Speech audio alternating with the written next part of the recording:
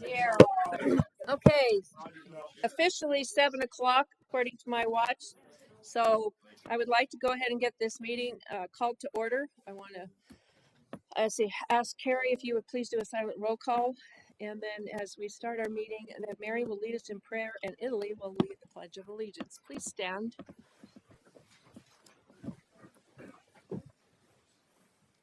Our Father in heaven, as we bow our heads in prayer this night, we are so thankful to be here as a board and as we conduct the meeting for our students and our teachers and our administrators. And we ask that thou be with us so that we may make the right decisions for everybody involved. We're thankful for this land that we live in, and we're thankful for the area that we live in, and for our kids, and for our teachers, and everything that it involves in our district. We ask that thou watch over us this night as we go through this night, and that thou will watch over us through these holidays, and that everybody will stay safe and everybody will have a good time. We ask thy guidance be with us, and we say thee something in thy son's name, Jesus Christ. Amen. I pledge allegiance to the flag of the United States of America and to the republic for which it stands, one nation under God, indivisible, with liberty and justice for all.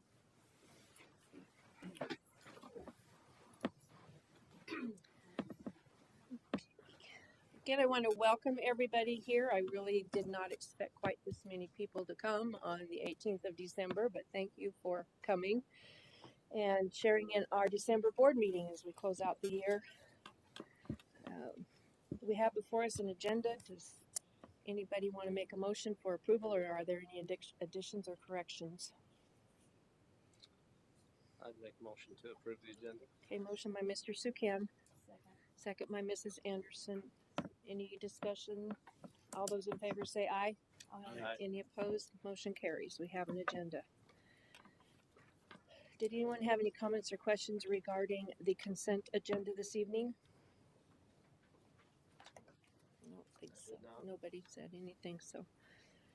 Okay, then the consent agenda is adopted by unanimous consent. Italy, your turn. Yes, ma'am. Where you been? My work. Your work? I work at the Cage Martial Arts in Burley. Oh, and you're a black belt. Yes, ma'am. Congratulations. Very nice. Very nice to meet you. Well, are you guys ready for Minidoka news? Sure. Yeah. Absolutely. Great. Okay. So we just had Thanksgiving break. I hope you all had a wonderful break. Ready for Christmas? Our wrestling, basketball, and bowling teams are all in full swing. So I haven't been into the games yet or the tournaments, but I've heard they've been great. So our teachers decorated our doors for Christmas. I don't remember how many, but oh my goodness, those doors were awesome. They're pretty creative. I liked them a lot. We just had our Christmas carnival, and we raised $5,545. Very nice. Yeah, Very so we helped 8 families. It was amazing. I'm very proud of our school. We did a great job. We had our fall sports assembly right before Thanksgiving break, so that was really good. We did it in 30 minutes, and we had a fire drill right in between. So I think we did a pretty good job. With that one out, we had our magical dinner not too long ago. I heard that had a great turnout. Someone told me the food was wonderful, so we have to go next year. We did have a orchestra, band, and choir concert. If any of you went to that, I hope it was well. Yes, That was it was a great very good. turnout. It was very Wonderful. It was very good. I have a few friends who played, and I'm pretty sure they did pretty great. So, right before that, we had an art show, and I think that was great. I was a part of it. I like art. I thought it was super cool, just how you could like see before you go to the concert how wonderful and creative our students are. I think that's awesome. Finals week, actually, as a junior, it's pretty good. I think they're pretty easy. So, but don't quote me on that. You don't have the grades yet, right? Yeah, the grades yet. Mrs. Kid's right behind you. Mr. Merrill. But Scotland. So that was great. They're almost done. Maybe tomorrow and Wednesday, and then Christmas break. So that's all. All right. You may have any comments or questions for Italy? No. Great information. Thank you very much. Thank so you much. for coming. Christmas. We'll Thank see you. you in January, the new year. Oh, can I say one more thing? Please. I am now running for regional president. So yes, wish me luck. Very good luck. Good luck. Thank you. Thank you. so much. Bye-bye. Thank you. Merry Have a good one. Christmas. Bye-bye. Merry Christmas. Mountain Harrison is giving us some good news tonight. Our student representative. Representatives and student reps first. That was her. Oh, you have your student reps. Minikos. Sorry. Mix it all together as far as I'm concerned. That works. Yeah, smash it up. They don't want to hear the good news. They Oh, wanna hear okay. Good evening. Oh, I'm going to be able to hear you guys tonight. This is so exciting. Hi, Ryan. And we're with Student Council, and we came to represent Mount Harrison. So, first thing on our agenda is Student Council did a family picture during our showcase on Thursday, where all the parents came and 22 families took cute, very Christmassy photos. They're very lovely. Fun. And then our humanitarian pet drive we did for our dog Mazlo, as you know, and we did it for his birthday, and we raised over 50 items for our humanity pet drive. Nice. BPA did a Toys for Ghana drive, and they raised 50 items. Oh, and then nice. during the month of October for breast cancer awareness, we did a fundraiser, and we raised $263. Nice. And then coming up on the second quarter for Mount Harrison ends on Wednesday, and there are 2 students graduating on Nice. Wednesday, Nice. and then the third quarter starts on January 2nd. Second. Okay, great. We may have you come. And you guys had a dance in there somewhere, didn't you?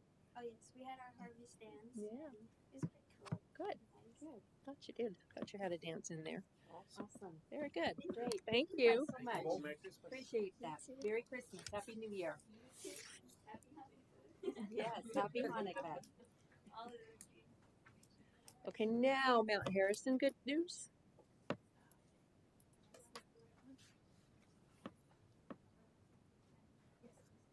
Matt, you can use the corner of my desk if you want to. Oh, thank you so much. I appreciate that. I'm good. Yep.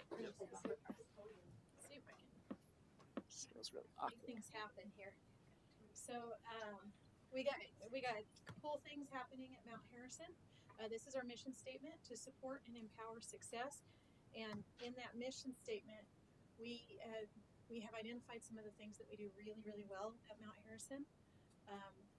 We have gotten very good at graduating students on time, helping students get what they need to go back to Minico, providing an inclusive environment to help struggling students, and then opportunities for students who have previously dropped out. And a lot of times these students who've already dropped out, they're already behind, so they're not, they can't graduate on time. So we provide flexible opportunities for them, and I'll tell you about that in just a second. Right now our enrollment is 134, which is a lot lower than it was 4 years ago when I first came here, but a lot of that has to do with the fact that we are graduating students on time. We don't have as many 5th and 6th year seniors, and we are sending students back to Minico, and we're actually graduating some students early. So we have this year 2 juniors who are on track to graduate. This was our graduation rate on the state's website. Our 4-year cohort is 52.8. The state was 79.9, and our district is 82.3, which is above the state average. It's just, I like to think that we're contributing to that. And I did compare with Magic Valley High School because that is the most, the school that is the closest to our school in demographics, and they're at 42.8. So we're doing really, really well on grad rate. We graduated 6 students in October, and we were expecting to graduate 2 more tomorrow. No, Wednesday. Wednesday at noon. We're having a little graduation ceremony Wednesday at noon. By May, we should have another 23 to graduate, 2 juniors to graduate, and then right now we are planning on sending 4 students back to Minico in January. So students who fell a little bit behind, we got them caught up, and they can head back over there. One of our big success stories is our credit recovery. Credit recovery, students have earned 152 credits so far this year, which is phenomenal. And 41 of those are students who stayed at Minico. Those are students who are able to stay at Minico because of our credit recovery program, who years before probably would have had to come to Mount Harrison. They wouldn't have had that option because they were behind in credits. So this is another way that we are just helping to promote keeping kids at Minico. Our online program so far this year, we've serviced 19 students. These students that we've had, most of them are students who have previously dropped out, and so this is kind of a win-win for us because if the online programs aren't great, and so if they start it and they don't finish, it doesn't really hurt our grad rate because these are kids who've already dropped out, but it does help in that they're students who otherwise may have no other opportunity to complete school. So we offer them this program. The students that we have in the program are our previous dropouts. So like last year's dropouts or the year before's dropouts. And typically they can't come back to day school because they work full time or they have children. So one of the things that we really work on is our culture at Mount Harrison, and some of the things that we use to contribute to that culture are listed there.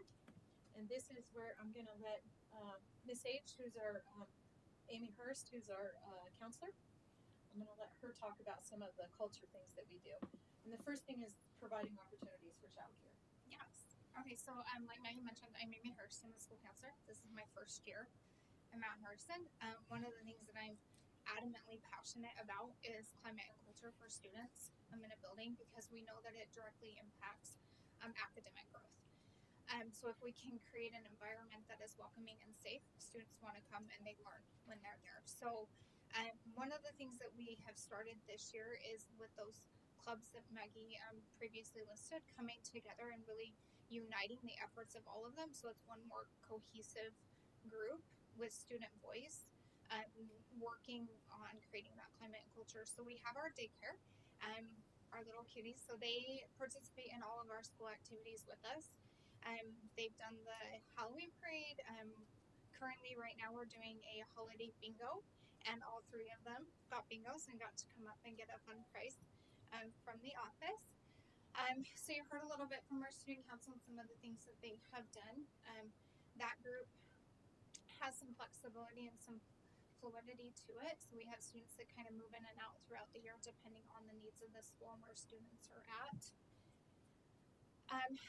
Hope Squad. So we have a Hope Squad, and they have been really instrumental in helping us with the climate and culture. So they're always putting together things at the school and in focusing on that inclusion and building that sense of family at Mount Harrison. So some of the things that they have done just this past month is they do our bulletin board decorating, which some board members were able to come and judge. So that was fun to have them in the building. And then they took and Simply Hope had reached out and asked for some volunteers to help finish these blankets. So Hope Squad took 4 of them and finished them and then took them back over to Team Hope. So school spirit, like I said, we're really focusing on just building that climate and culture. So we've had students go to the Hispanic Youth, the summit, all of us in our holiday costumes. And the bottom right is our giving tree that we have in front of our school right now, where we're encouraging students to really give back to the community and build that community relationship. So they're bringing in things for need, and then those items will be donated to the shelter. So a couple other things. We've done our candy cangram, where students were able to just participate and spread cheer through the school. And one of the things that has been a really big success is the photo that says we love our MHHS family. Those are staff and student shout outs. So students and staff every day are able to write on a slip of paper who they would like to give a shout out to. Those shout outs are read during the announcements at lunchtime, and then they are put up on this board when you first walk into our building.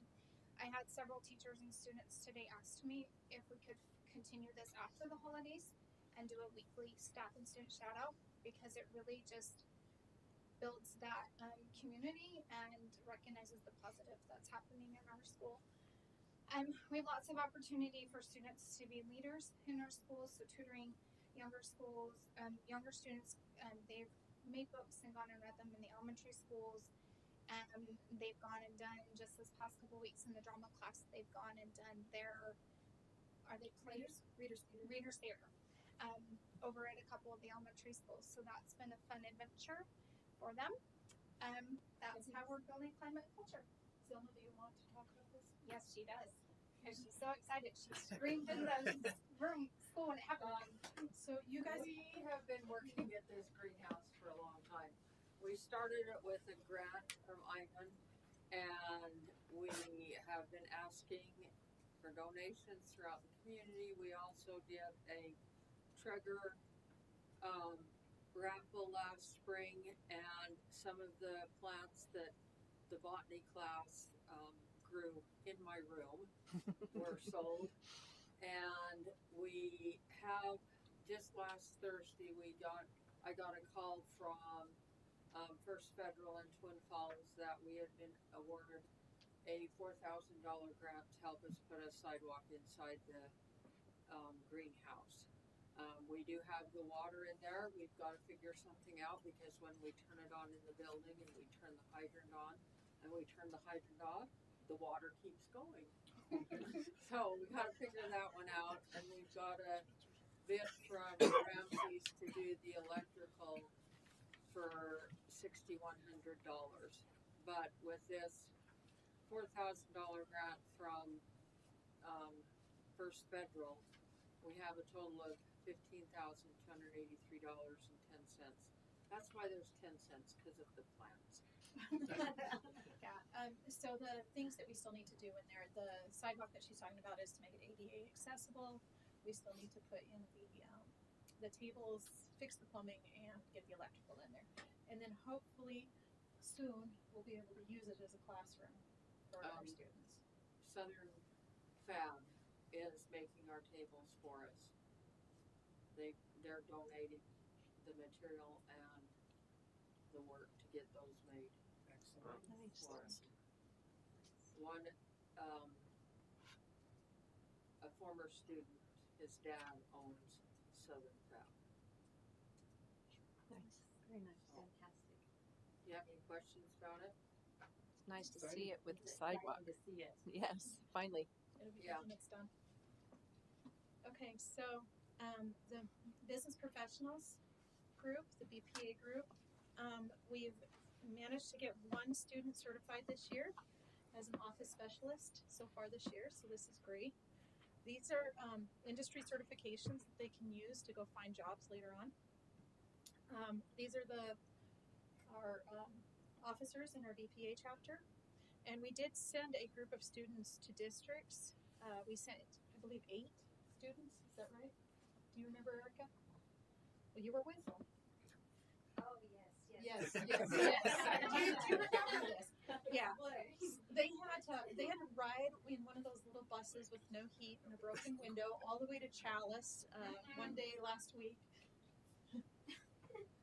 Carrie, that's what it is, Carrie. Last week and freeze their little toes off. So, but they made it there, made it back.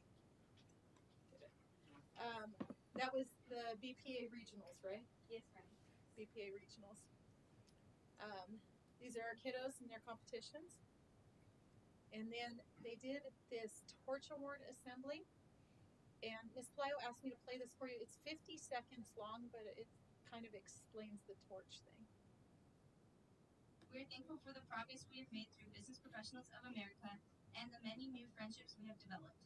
Through participation and diligent work, we now have a better understanding of the ideals and objectives of our organization.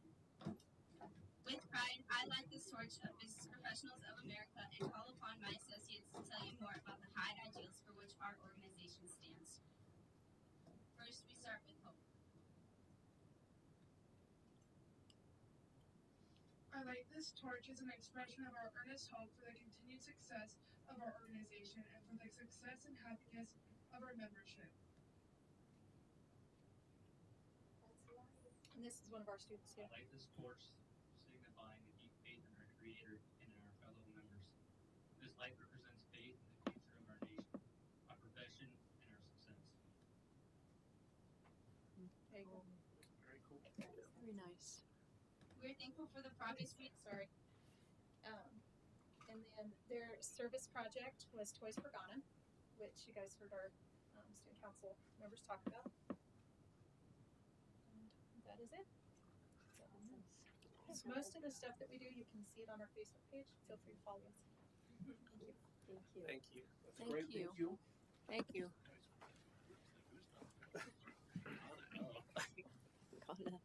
My question is, how are you going to get the toys to Ghana? Pardon me? They did? And they were able to get them done without a whole lot of expense? Yeah, there's an organization. Oh, okay, good. Went to regionals, we gave them to Carrie, the chapter where we supposed to be. Oh. So they took them and Oh, nice. Very nice. Great. That's fantastic. Any other comments or questions for Mount Harrison people? It's just my favorite part of I any know. board meeting. Is I agree. having the student representatives and then hearing the good news. Yes. I love it. Thank you. Definitely agree. Thank you for coming and sharing, because I know it takes time out of your night. So thank you. Thank you. I think we're going to sneak away though. Okay. All right, if you think you must. thank you guys. Thank you.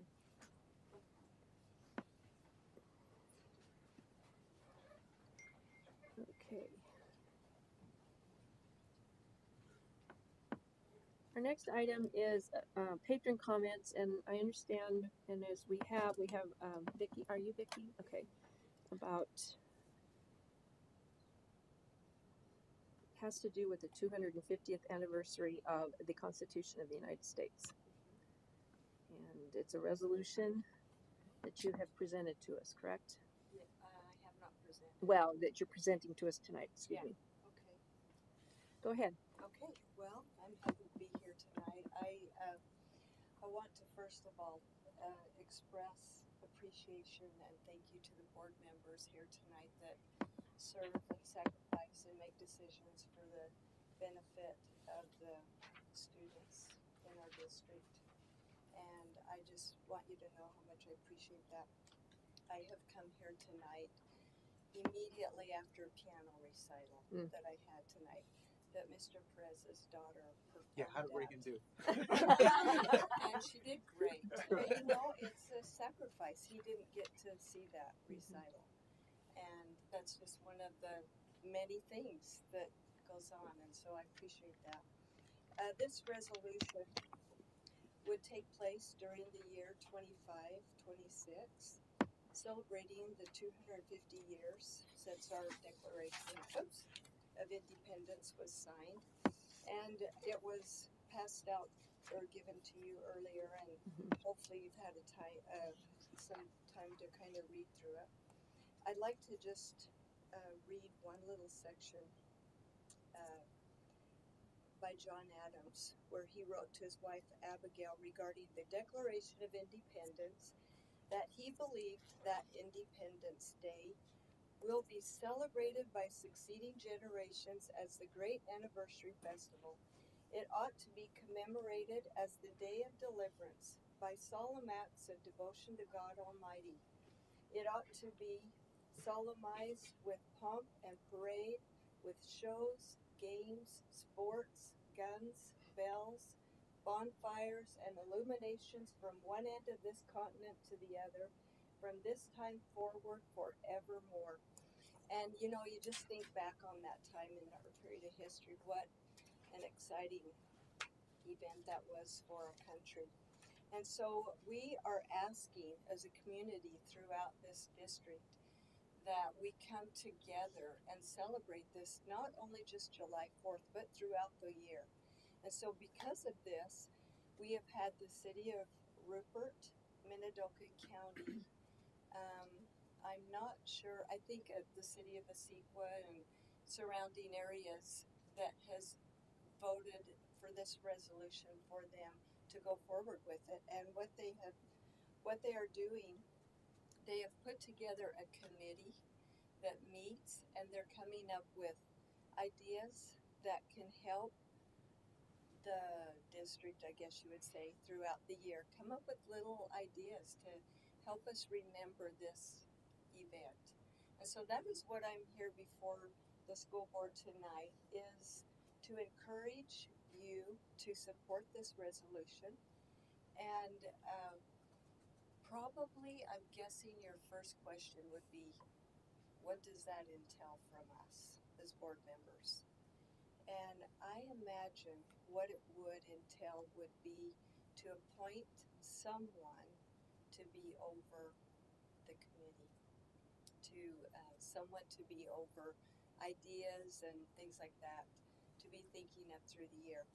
Now, like for example, I have thought up some ideas myself, just random, very quickly. And probably it would be to, first of all, appoint somebody to be over taking care of this. And they could possibly meet with the student body members and if the high school, and ask them for ideas. And maybe they could,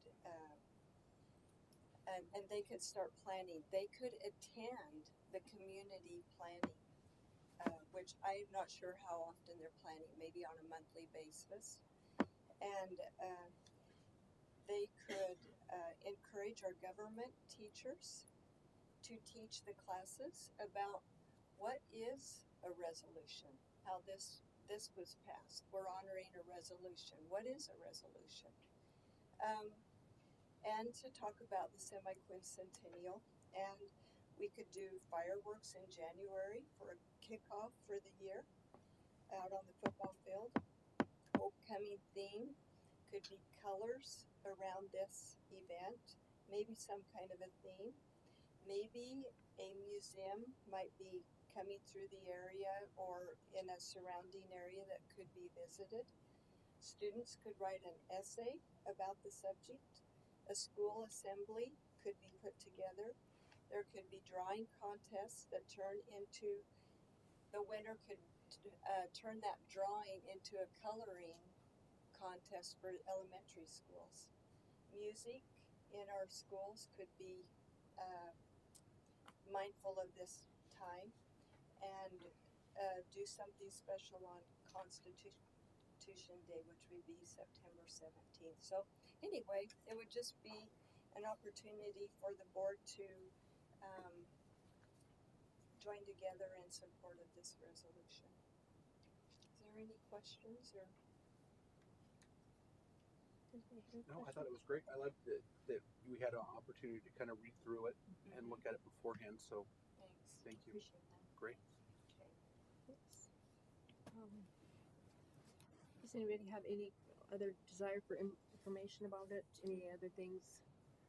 So I guess my question would be: are you looking for? I mean, obviously, signing the resolution, but are you looking for us to nominate somebody to be in that position tonight? Or If you I don't think we could tonight. I think I don't we think have to so put either, it but onto that's a why I was future trying to board figure as out what she was looking for. as an agenda item. Yeah, it would have to come in as an agenda item for discussion and then voting on if you want to do I it. was just curious.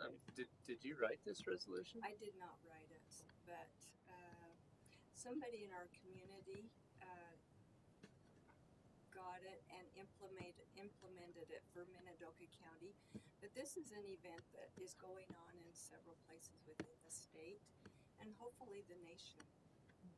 I mean, it's a pretty simple resolution, obviously, and to sign that is not a big deal. It's obviously showing support for our great country. Interesting enough, like you said, the men that did sign this, it was a treasonous act to sign that Declaration of Independence. So it is quite daunting to think of the difference between us now and what those men had to do in order to put themselves out there. If you guys have looked at the resolution as presented, at least my copy, there's a blank that says, you do hereby, and they've left it open, it looks like to me. Yeah. Yes. Yeah, at the very adopted bottom. and adoption. An So adoption of the that declaration. might need to be changed to 2024, but Was that? No, yeah. But it's just, they need to fill in that blank. You do hereby do something, whatever that's going to be. Yeah. I think if we could Well, just but use it. I think it's listed as 2026 because that is the 250th anniversary yeah. of it. So Yeah, I guess what I was saying is Oh, be the it adoption further on resolved, would have to go on the school board, 24th. Gratiot County do hereby Yeah. blank. Blank. Blank, So yeah. to commemorate the 250th anniversary. That's the So portion we need to Yeah, fill you out. guys need to figure that, whatever that's going to be, you guys need to figure that out. I But think we it'd should be a put it great- on for discussion and motion or for January. Yeah, consideration in January. Consideration in January. Mm-hmm. Yeah, that'd be great. Okay. Thank you for coming. discussion and business. Thank you, Ms. Vandiver.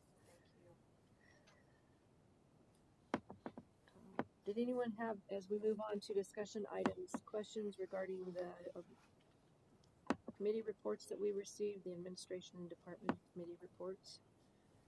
Madam Chair, MCA also is also on that report. They aren't doing a written one, they're doing a vote one, right? Oh. Okay. They're not doing it. So, did anybody have any thoughts or comments on what you read regarding the? We need to figure out how to get more people to help us drive buses. Yes. And nutrition. I have a special report. Yeah, that one's coming later. I know it is. Coming up. It is. Yeah. This You're one right. was maintenance tech, Yes. literacy, nurse, and Nursing, transportation.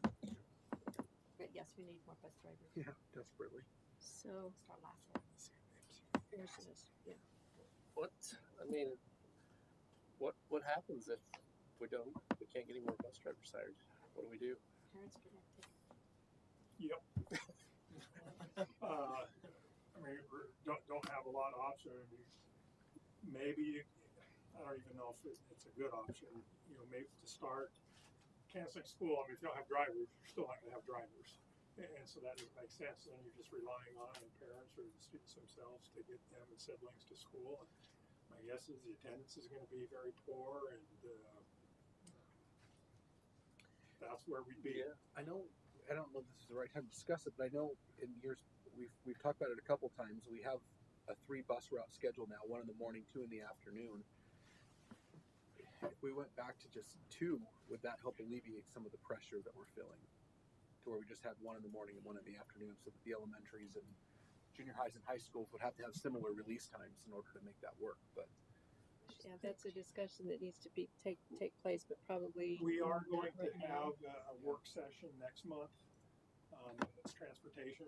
Yeah. And so these questions, I hope they're brought up then, and I can help, prep Colleen and get her ready to answer, your questions. But yeah, that's good. It needs to be discussed. Just a really brief history. We went round and round and round and round before we ever made this decision, and there's a lot of implication for various age groups. Yep. So it's not an easy decision. There's a lot of prongs on that.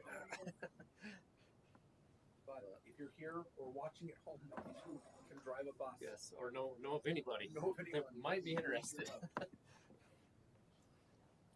Okay. We are in desperate need.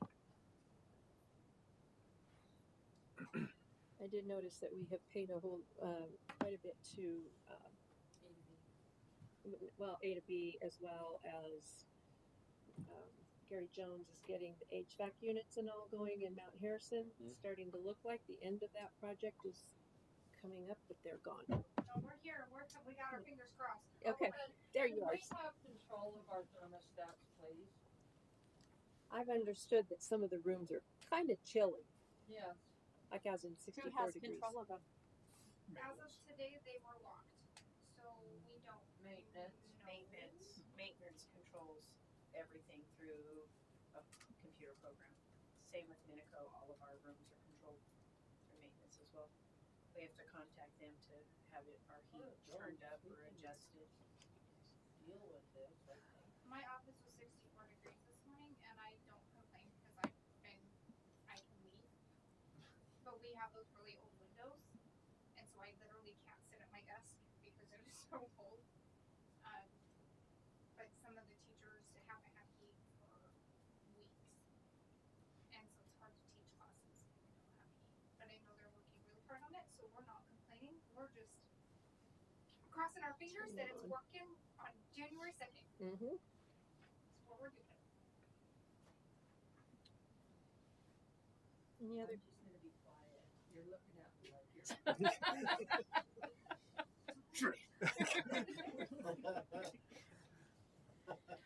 Well, when Scott's wearing his coat because his class is cold, you know it's cold because Scott will wear. Yeah, he's warm-blooded. That's really a surprise to me. Okay, MCEA, did you want to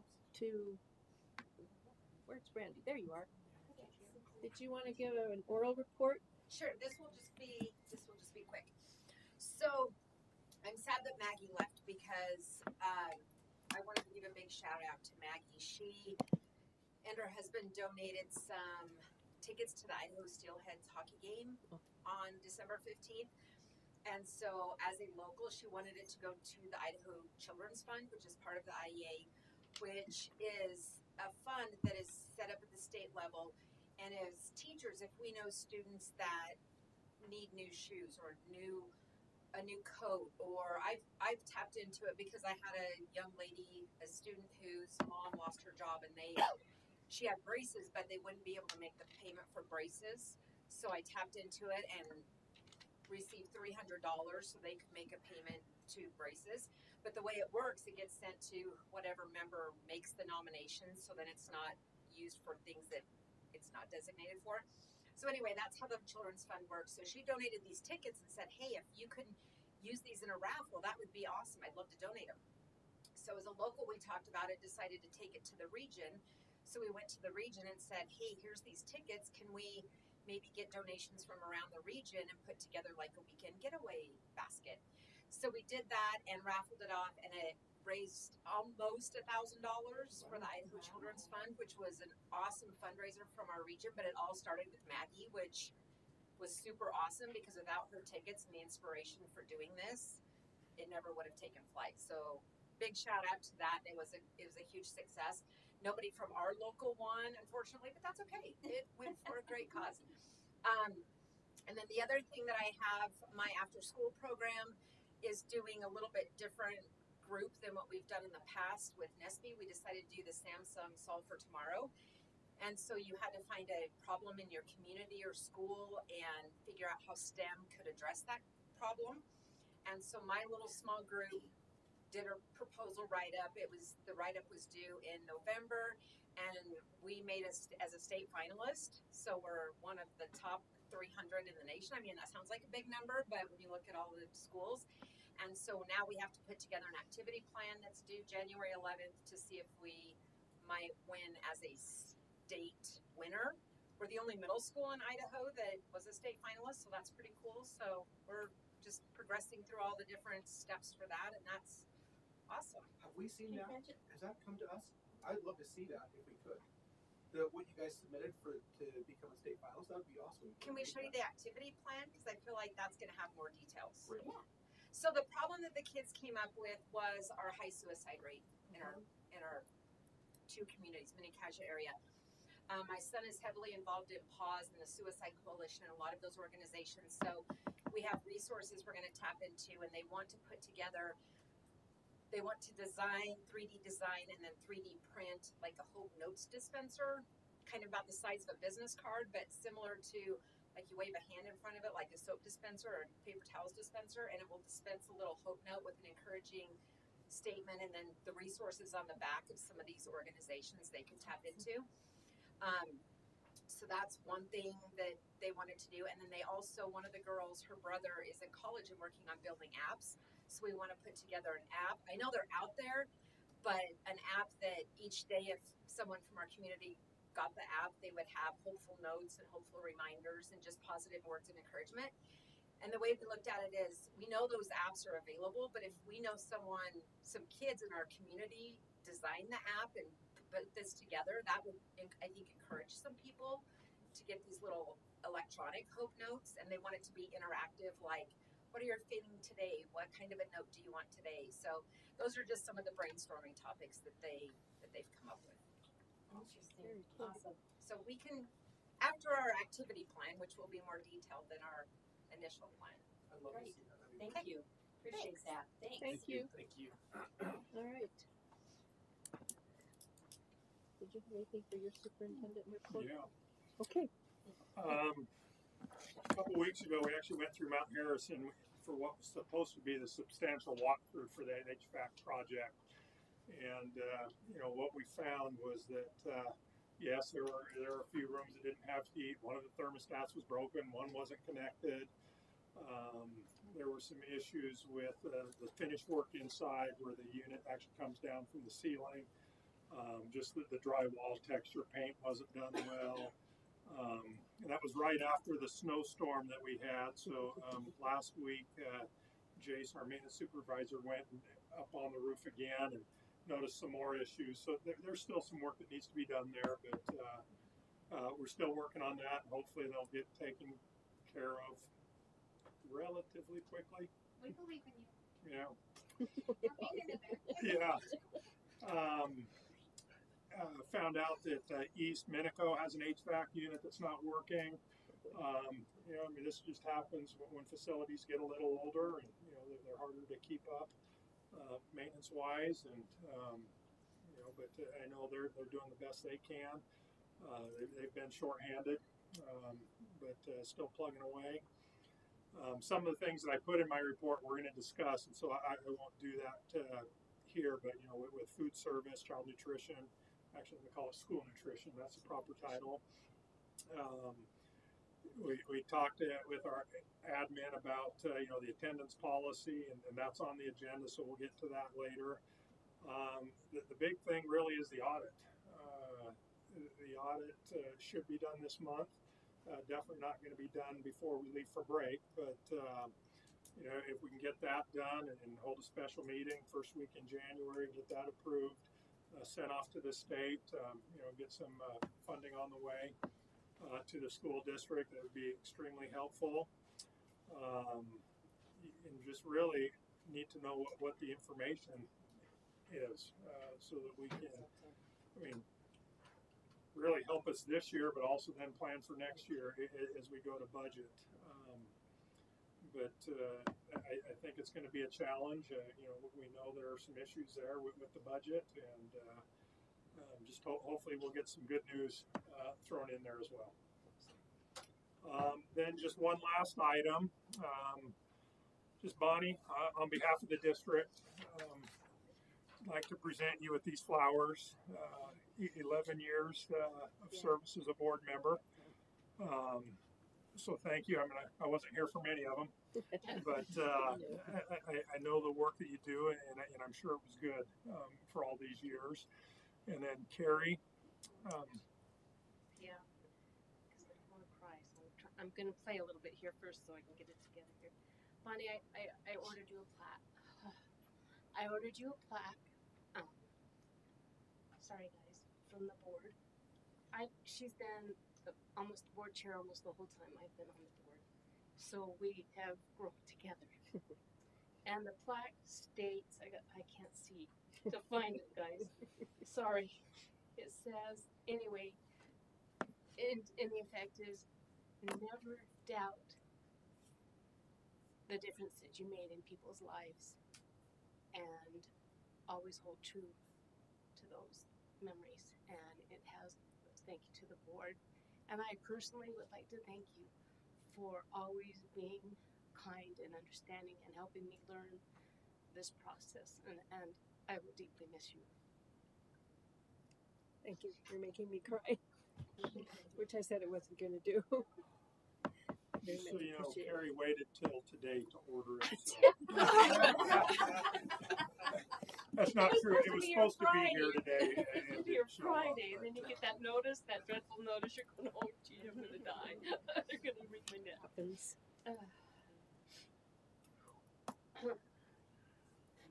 Thank you very much. Katie. Sure, I could have followed that up. Okay, let me get set up here.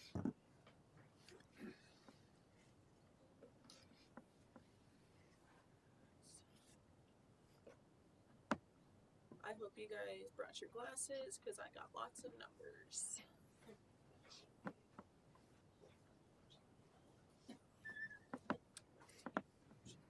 I just want to make sure you guys can see it. Yeah, we need a bigger projector.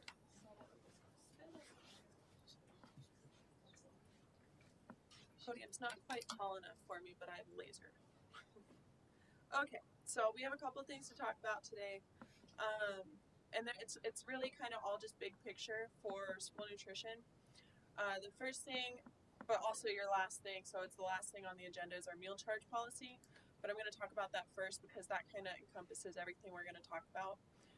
In that, we have some unpaid balances to look at, not students individually, of course, but as a big picture. And then provision 2. And a beautiful look at some Minidoka salads that are being prepped. So our meal charge policy, we have a couple of things to consider when we look at the policy. Mostly these 3 top items is, when does bad debt become, quote, bad debt? And then, are we still going to feed students? Are we going to draw a line in the sand and say, no, you can't eat? Are we going to give them an alternative meal? Or are we still going to feed them? So that's your guys' decision. We will follow suit with whatever you guys decide. Some things that we're doing right now, and I checked in, because we have our procedures, but I actually checked in with all of our managers and said, hey, what's real life? Like, I know you're supposed to be doing this, but what are we doing? And they are doing everything that they possibly can, with a couple exceptions at a couple different kitchens for some reasons. But so we send letters home to students. Elementary students are the easiest ones to get letters home to, but those secondary students kind of hang up there. And then we always call parents. I know our manager at Asequa spent probably 2 hours calling all of the parents there for $800 that is in the negative. And she either doesn't get an answer, there's no follow through, parents just ignore it, or like we spin in a wheel, about like getting bus drivers. And then of course the free and reduced applications, we're doing our best to get them out there, but it's just difficult, really difficult this year. I was trying to find a good number to show kind of last year versus this year for denied applications, but the way our system works, we have the carryover applications that come through. So if you start the school year, you have that first 30 days. After that 30 days, it actually moves them to denied. So technically, we have 700 applications that are denied this year because those parents either didn't fill one out or they were truly denied this year. So how do we reach those parents? So first set of numbers here, and I'm going to get into it, but just brace yourselves on it. So the first set of numbers here, where's my laser? Oh, it doesn't work on the TV. So the first set of numbers here is actually just kind of null. It's the dollars we have on account. So this is parents sending kids with $100. We put it on their account. We have that money there. The second set of numbers is the negative dollars that we have on accounts. So these are students charging accounts. In the past, we've turned kids away. We changed our meal policy so that we're feeding kids. After COVID, it opened up a big can of worms because we fed everybody. It was free. How do you go back to saying, nope, sorry, give me that $3? And then I just threw on some free and reduced percentages because I thought it was interesting. It's not always the percent of free and reduced kids for the reason why you have meal debt. So Asequa would be a very good example of that. They have 40% free and reduced, which is the lowest in the district, but they also have one of the lower charges. So where you'd expect people to have more paid, more charges, they actually have one of the lower. Minico is its own set of issues. Secondary students typically are not allowed to charge. Other schools have policies in that, but again, COVID opened it up to where we feed everybody. So these kids are charging. Let's see, and then just the participation on the backside there, we have the percent of free or reduced kids that are actually eating. So you can see we're actually doing fairly decent. We're feeding those kids that qualify. Okay, so from that, so it looks like, I don't know if I'm reading it right, it looks like Paul Elementary is doing a pretty good job. Is there something that they're doing differently than I've asked them? Yeah, so she does a phenomenal job there. She works with the parents, and it's not anything different than other kitchens are doing. I know Hayburn, for example, they have 3,600. They're doing a lot the same thing. They're calling parents and saying, hey, what can we do? Let's make this work. You know, make a $5 payment this week, make a $50 payment. And so there's also some kids that there's a gap period of they fell off that last year's application and it took them a month to apply. Well, now they have $50, right? But now they qualify, they're still responsible for that $50. So working with the family and saying, hey, you have that $50, but let's pay it through the school year, you know, make payments. And Paul's just... Whose problem was the gap? Was it the parent or was it the office? The office doesn't do much with the applications. Like, they're not sending it out. We can only do so much. I sent out a remind to all parents that the carryover balance was, or carryover status was ending on October 13th. And we got a lot of duplicate applications. Quite a few denied with that because incomes went up, but the guidelines didn't. So Are the kitchens getting them turned in time? Yeah, the kitchens are no problem with getting the applications turned in. And in fact, the applications have a date on them, so we backdate to that date that's on the application. I know Asequa's have a problem. I haven't been aware of Asequa having a problem. They've had a hard time getting some of their applications done and getting them in on time. From the parents or from the school? No, from the school. So can you elaborate on that a little? I just know that they were turned in, but then they hang on to them for a week or two before they ever get anything done with them. There's a couple different things in that. So we have 10 days to process it. So do you go back those 10 days or are the kids charged those 10 days? So for example, if I turned in an application today, but it didn't get to me until Wednesday, because they're not going to turn paperwork until Wednesday, that application has a date of when they received it on the top, and it's initialed by who received it. We get it into the office and we process it as of that date. So yeah, the kid's getting charged those days, but then after we process the application, we go back and correct those meal charges. And then we send out a letter saying... Correct it. Yes. Yep, it does. there's a little button on my software that corrects it all, and it gets taken care of. So even if that parent, so say it collects $50 during that time, the parent paid $20, but they were free the whole time, for example, and if we correct that, then it's going to show that they have $20 on their account. Yeah, so it does get corrected. Okay, so our negative balances, we kind of projected this out for the year. If we keep trending the way that we do, and I'm comfortable to say that it's not going to be any worse than this number, right? Because we're going to get people paying, we're going to get more applications in. But if we take this number, the dollar per day, so that 31,000 divided by the amount of days we're in school currently, so that $458 negative per day. Times the next semester, we have negative $35,000. Scary, I know. Just for semester 2. Just for semester 2, yes.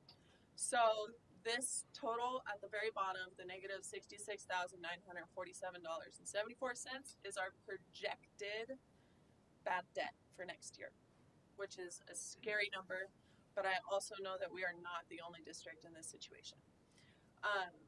That all being said, this kind of just circles back to our meal charge policy. So there are a couple of things that we could do. We could, like I said, we could draw a line in the sand and say, sorry, you have $50 charged, you can't eat anymore. We could send families to collections. I know several districts that do that as well, after a certain dollar amount, after a certain amount of time that we define. Then we can send them to collections to try and recoup some of that money. But that's the situation we're in. And like I said, it's due to a couple different factors, many different factors. One being that incomes went up, right? Ours did. We went up 15% just on the classified scale.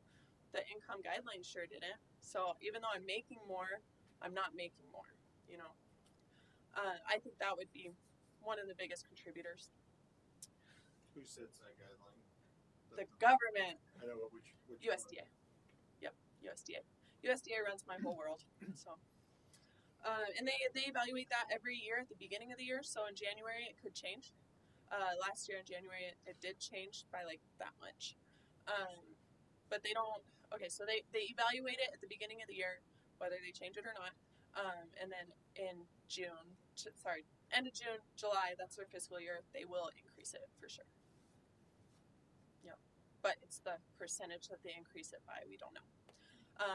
Fun fact, SNAP guidelines are lower than our guidelines for free and reduced applications.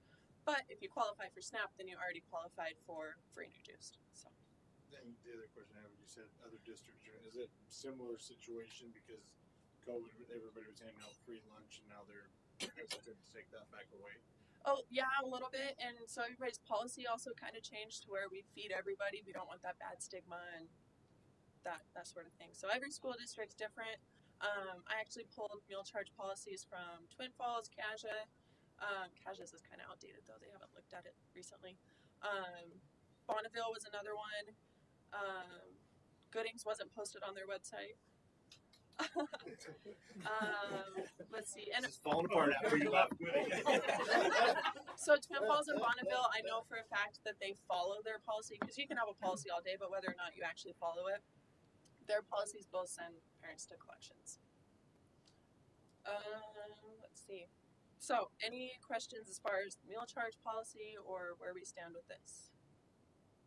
Is the biggest problem people just not answering the phones and refusing to return phone calls, or are we able to get hold of people and they're having financial difficulty? Like, is there any communication coming back saying we don't have the money, we're not sure what to do, or is it just people are not answering or returning calls? So talking with my managers, it's a little bit of everything. There's families that they send an application home with the kid and there's no follow through. They don't get that application back. We have the application QR code on our letter that we send home to parents. It's not quite getting filled out. And then there are parents that communicate that, hey, I'm sorry, I'm broke, I can't do anything, and I don't qualify, I was denied, but I still can't pay. And then there's those that just don't answer. So one of the conversations that we had in our policy committee was having an automated system, but is that really gonna get them to answer the phone more, you know? So I don't answer Is robocalls. our communication going out to both English and in Spanish? Yes. Okay, and then on those people who are saying, hey, I know I don't qualify, but I don't have the money, are we seeing them at least try and be willing to get on some kind of payment plan, or is there just not? We don't have like an actual payment plan in place. We just have that dollar amount. We have our online payments you can pay in school. I'm not sure what a payment plan would necessarily look like. We can get anything. Right. Versus nothing. Yeah. Katie, what's the typical balance that one family's carrying? Like, what's a big one? It's all over the board. We have kids that have $150. We have kids that have $5. Is 150 that'd be about the biggest you have? Somewhere in there, yeah. Yep. I had $1.75 last week, but I got it taken care of. See? Yeah, and so it's very different. Last year we had $10,000, and our schools are working. I mean, they're putting in hours over their schedule just to work on this. So I feel comfortable saying that we're busting our butt at getting this paid, but our wheels are spinning in the dirt just from world circumstance. Okay. Just real quickly, that bad debt gets paid by the school district. Correct. Non-federal funds. Yeah, non-federal funds. So that'd be our general fund or discretionary dollars that have to cover that. Do we get a tax break like you do in the business? Yeah. So that's actually a good point. It's Christmas time. People are wanting to make donations and stuff. We do have some families that contribute dollars like that, but how do you equitably spread that across everybody? You know. So I actually put it in our policy that at the end of the quarter we take that dollar amount, we take the negative dollars, and we divide it by that. So every kid gets the same dollar amount. That to me is the most equal. And I also had a conversation. There's a parent out there that wanted to do a fundraiser to have funds go specifically to this. We were supposed to meet, but then she had a family event. So I actually just emailed her while I was sitting here to reconnect. So She's not answering her phones now. man, maybe we should change our phone number. Okay, so let's talk about Provision 2. This is our free breakfast program. In my math class in high school, I was taught to show my work, and that's what this sheet is. So it's a lot of numbers, but we're really going to be looking at this part here. So if you take the average percent served by eligibility, so that 57% free, which is that's our moneymaker, right? That's what's paying for the program. The reduced kids are they're kind of contributing, but you guys also have to contribute, and our paid kids are what's causing this big fund. And then we have average participation by day over to the right. Actually, look at that. So we have free kids. We're feeding just shy of 400 kids a day, just shy of 70 kids reduced per day, and 220 paid kids a day. That's for all of our elementary school, all of the Provision 2 schools, so the 4 elementaries plus preschool. Okay, that's all of them then. Correct. Okay. Yep, on average. So if we take the remaining days of the semester and multiply that out by the participation average, and then take that and multiply it by the paid rate and the reduced rate, this $40,000 is what semester 2 would cost the district to continue to participate in Provision 2. Now, when I first came up with this number, I was shocked that my number was half of what I thought it was. And then I got to thinking today. I went through all my numbers again, even on my old spreadsheet. I'm like, this has got to be right. It's not any different. I originally thought it was the difference in the paid free and reduced percentage. And then I looked at our average daily participation. We're feeding double the amount of kids as we were last year. Therefore, it cost us double to run the program. So it is an action item on your agenda if the board wishes to continue the Provision 2 or to not. There's some very big concerns with that, to not do it. So a couple of things to note also with this. One, Provision 2 is a 4-year program, so it's a base year plus 3 years. This base year locks in our rate for what's paid the next 3 years. We could, I say could, I have an email out to the state agency to double check my knowledge there, but I'm pretty sure we could do another base year next year if we're not satisfied with that free and reduced percentage, we could do another base year next year. It's not going to be any different. Kids are still going to get free breakfast, but we are just doing all the math still on that rate. So a couple of things to consider with not doing provision 2 maybe. If we continue not to do it, our unpaid meal is going to go up. You know, so parents aren't having to pay for breakfast right now. So instead of costing $3 to go eat, it's going to be $5, $5.25 actually, because it's $2.25. So if they're already not paying, then that's probably just going to put a fork in it, and they're really not going to pay. So will kids still receive breakfast? That depends on our meal charge policy, what we decide with that. And then our breakfast count's going to remain double.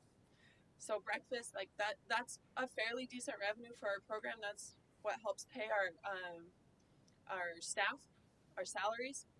So if we have our breakfast counts like we were last year, is that going to affect it? And then how is this going to affect our customers? I always refer to the students as our customers because they are what pays our bills. So is this going to affect their families? Is it going to be complete outrage? Or is the community going to be understanding and that we can't? So the $40,000 for Provision 2 is a hard set number that the district has to pay. The unpaid meal debt, that $66,000, that's contingent on what we can get done by the end of the year. So those are just things to consider.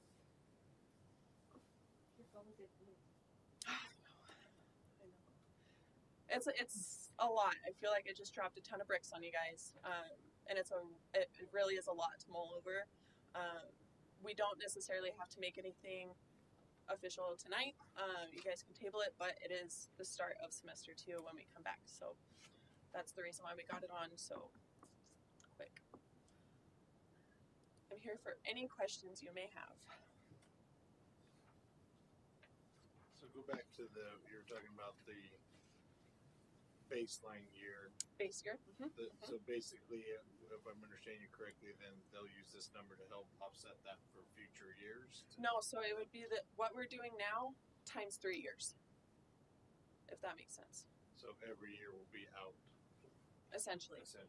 Depending, so it would be that rate times how many kids eat. So if we're still feeding the same amount of kids, then it's going to cost that same amount of dollars. But if we're feeding less kids, then it's going to be 1,000 kids times this percentage times the paid and reduced rate for you guys. So the $40,000, that's paid annually every year? So I've been billing the district monthly when I do my claim. So when at the end of the month, I pull our reports, I have to submit a claim to the state department to get our money, our reimbursement, and then I just take that opportunity to put that into another spreadsheet and bill that to the district. So yeah, the district has the set cost for Provision 2 of just over $40,000, and then we have the cost of the unpaid meal balances, which is estimating just under $67,000.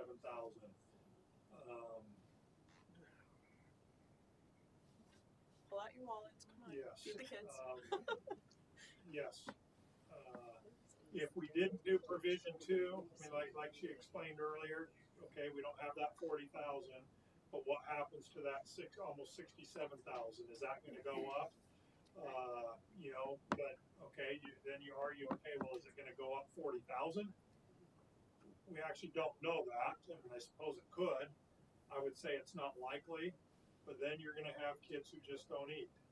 Okay, so then what happens to student behaviors if they're not eating and they're hungry and all these types of things. So well, the thing that's not calculated into that number either that you just talked about is the amount of time that you're talking about that your staff is trying to track that stuff down. Yes. That's time that they're not doing their job that we're paying for too. So that's an additional cost that we're not associating with this number. Yeah.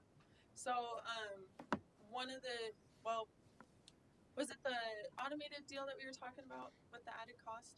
I think so. Yeah. And we decided that wasn't really beneficial to do an automated system because it would be nice to have an automatic payment reminder, but I know we had struggles with Remind, so are we going to have the same struggles? it would be nice if Remind has an option to kind of import a report to pull the contacts that we want to send out. But there's not really a function for that. We have to hand click each household or select a group. Mr. Larson, do we have $40,387 in our budget? What's your Mr. suggestion? Do we have 40,000? I know the answer. This year, No. what we're looking at. Next year, if we are able to get down within our means, we should have discretionary funds to be able to keep going in future years. But this year, we've hit enough speed bumps that we're not looking at a hot semester two. I mean, as far as the bad debt goes, I mean, as opposed to sending these parents to collections, is there a way you could, obviously you graduate the kids, but not, tell them they can't walk until they pay their debts, or is there? I mean, I'm trying to think of some kind of leverage that. Do that. Yeah. They have to have all of their fees paid before they can participate. The problem is the school nutrition balance isn't tied to that. The school fees, Yeah. And they don't, most of them don't pay until right before graduation. So they're, I mean, you get a good chunk paid right before graduation, but you've went 3 years with some of these kids. Like, I know one of the students right now, we have a student that has $141 worth of charges. That's a lot. Yeah. But we also know it's a very impoverished home. And getting the free and reduced paperwork back in this home is nearly impossible. Yeah. What happens if someone went to the house and sat down? I think the parent has been in for other meetings, and that has been a conversation. And we'll take it home. We'll take care of it. Yeah, this is just one of those problems that there's just not a great answer for. Yeah, absolutely. And so there's also the caveat of we can define when we classify it bad debt. That's subject to your guys' discretion. Standard is at the end of the school year. I know the way Bonneville does it, so they have, say we leave the school year with this, this $66,000. They send that dollar amount at the end of the year, they send that to collections, and it's not technically bad debt until 1 year after collections. So they usually get about 30%, but then so does collections. Collections takes 30% of what they collect.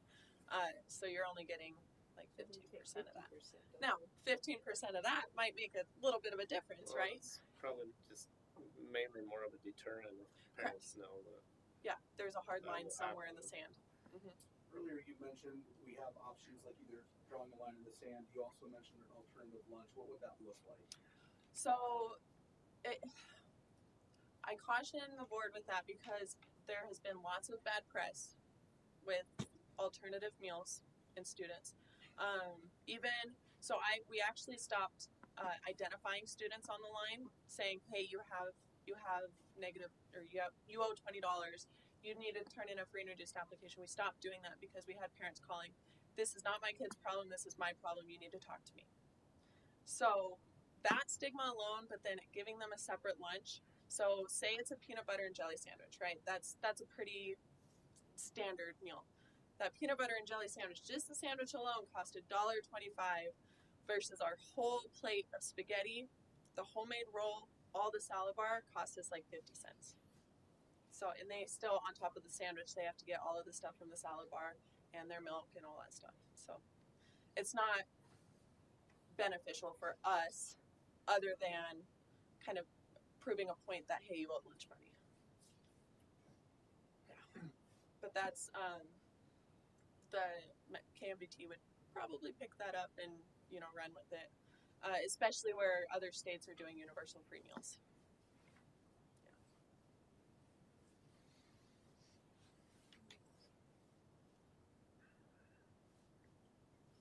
Any other questions for Katie while we're on this subject right now? know a lot of questions. I know a lot of questions. So do I. I but we wish I have had no answers. What do your managers think? What do they have any suggestions at all, or For which part of it? any of it? They are very nervous to move away from Provision 2 in the middle of the year. They're concerned that the parents would really have a hard time with it, and I could see rightfully so. But as far as the negative balances side, every kitchen's a little bit different. So we have some kitchens that have a little bit of time to sit down and really delegate. We have kitchens that have no time to delegate, and they're doing the best that they can. And it's hard for them to see this bad debt because they want to feed kids, they want to have parents paying and be responsible, but they're doing the best that they can. Do you have a number in mind of what where we would call it bad debt, or if we did choose to send people to collections, where we would draw that line? So I like Bonneville's kind of year to collections. You know, we end the year and then we have this lull where we're trying to collect, or somebody else is trying to collect. And I think $100 is a fair value. That's roughly 2 months. And one thing too with that is if there are household changes or income changes, parents should always be filling out another application. Parents can always reapply for benefits if they're denied or anything, if they're even reduced and they change and they re-qualify for free. But they're still responsible for that debt in between. So I have really done my research. I've reached out to other districts, and it's just hands in the air. You know, what do you do? So if we have the bad debt, you're saying we're not going to we're going to keep feeding them, is what you're saying, because in theory you don't pull them out anymore to say, hey, you can't eat because you don't have the funds. So you're talking about just sending it as bad debt to collections at the end of the year. Mm-hmm. That's what I understand correctly. So So we could do that. There are other options of having it different for secondary versus elementary. I know, I want to say last year, maybe the year before, the year right after COVID, so whatever year that was, there are school districts that were making price increases in the middle of the year. I don't think that's going to help our situation, but that's something to consider. And splitting out that price difference between secondary and elementary is also possible. Right now we're across the board for the district. The value of the meal is not any different for an elementary kid versus a secondary kid.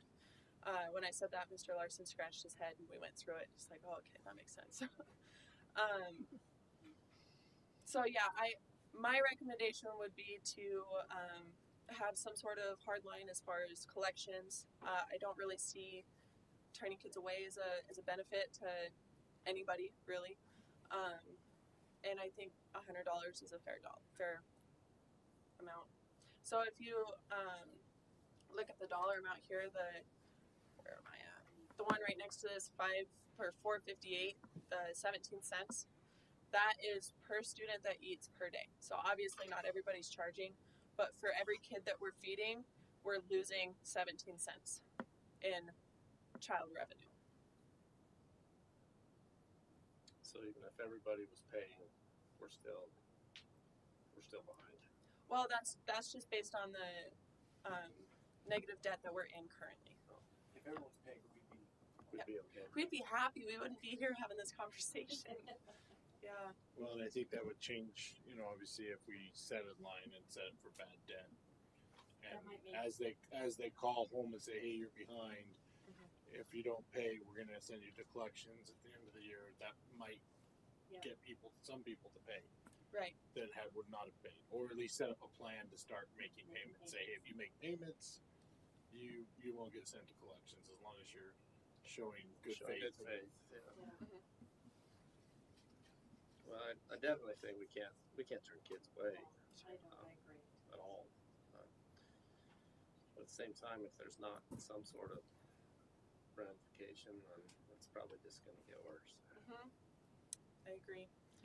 So that's all. We have the meal charge policy proposed in the agenda. We could table it, make some adjustments, and then put it on for next month if you wanted to look at that. From what I read, I think that would be a good idea. But Yeah, there's given what we just talked about, there's a few alterations that we'll need to make. Okay. Thank you. Thank you. Thank Sure. you. Thank you. Bonnie just doesn't want to be here. I said it. Pardon me? I'm the one that said it. Yep. Okay. And with that, then we're going to go to possibility of moving the date of the January board meeting because someone's not going to be here. Okay, I have to take responsibility for that one, I guess. Yes, you do. Yes, you do. Yeah, that's my fingers. Way to go.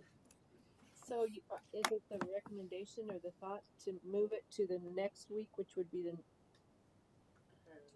22nd, which is, no, the 15th is Martin Luther King. And honestly, I can do either or. I'd be available either the week before or the week after, just not the week of or the day of the 15th. But I don't know if anybody else has any other issues on those 2 days.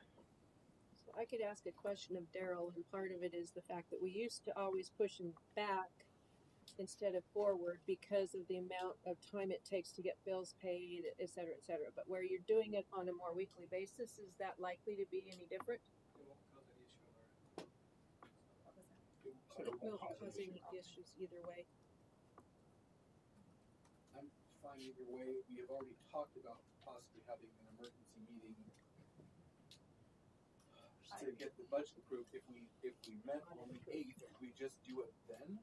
Would that be soon enough to Or get is that too late? That was, I actually had the same thought. I was wondering that. If we could. Okay, I'm just gonna throw this out there. I'm gone the 4th, 5th, and 6th.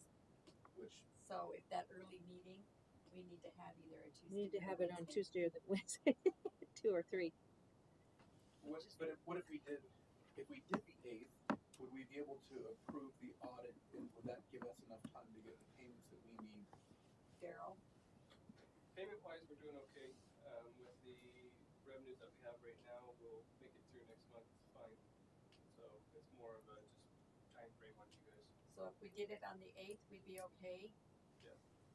That would be my recommendation then, rather than having 2 meetings, to have it on the 8th to accommodate Trustee Claridge, but also to allow us to review and approve the audit. Sure, that would be fun. Then I'd go a long meeting with that too.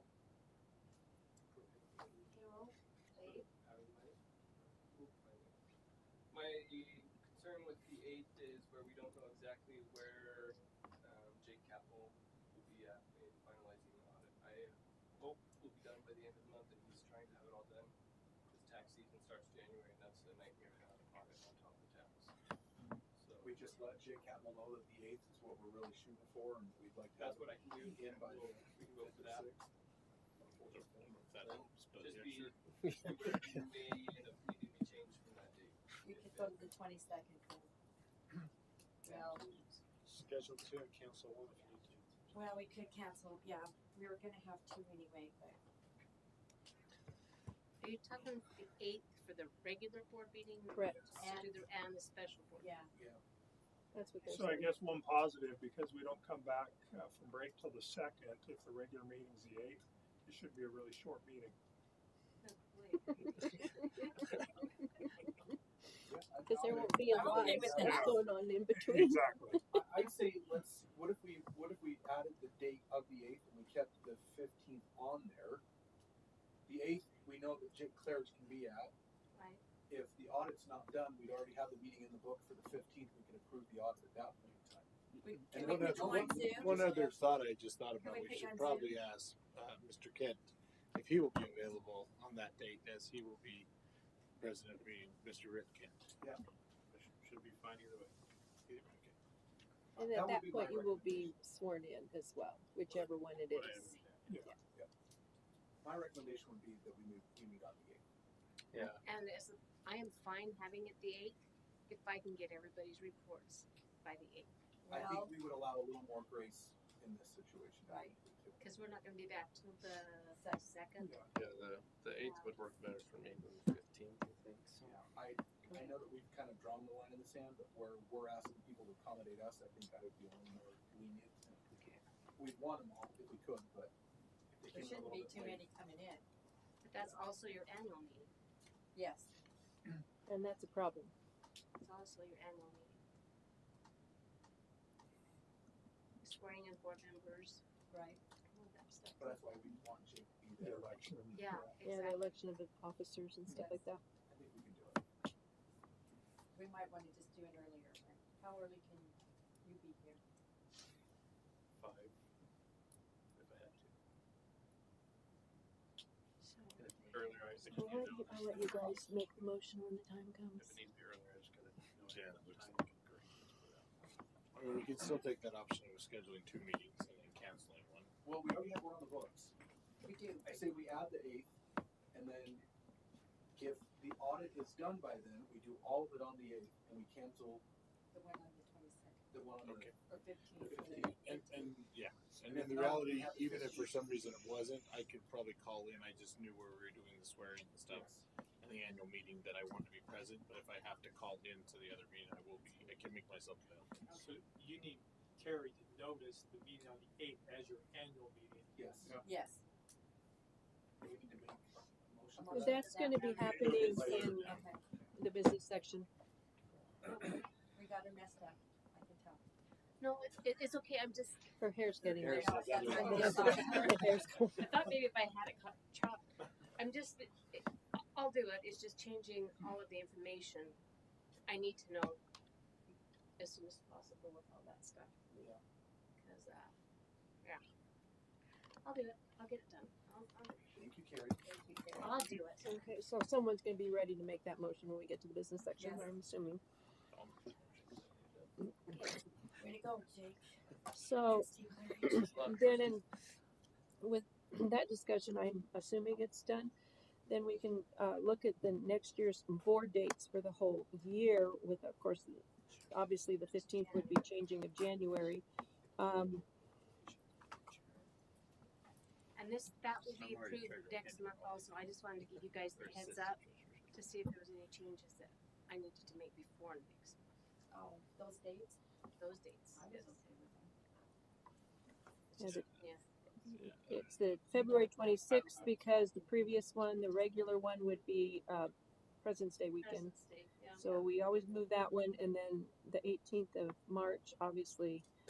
Don't want it during spring break.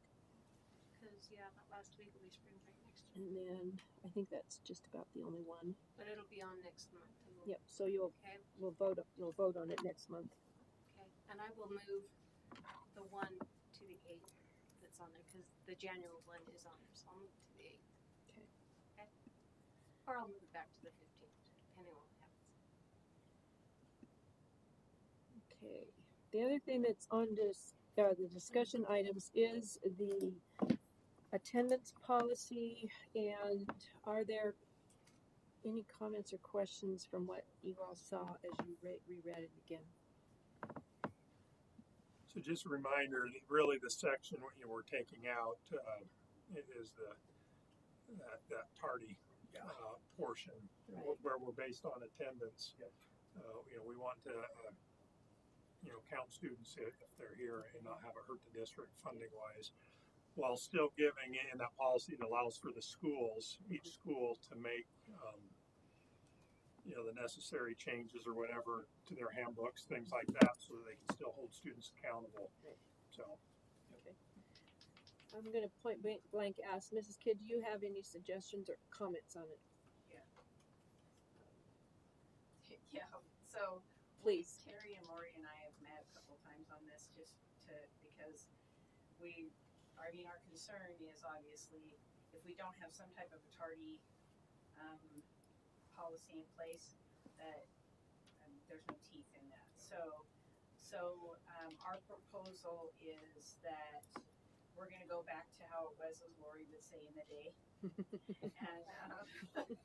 and so 3 tardies are going to equal an absence, but we are going to track that without it being in Power School.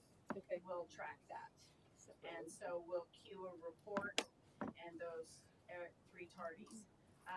So any tardy, 2 minutes, 12 minutes, 7 minutes, 30 minutes.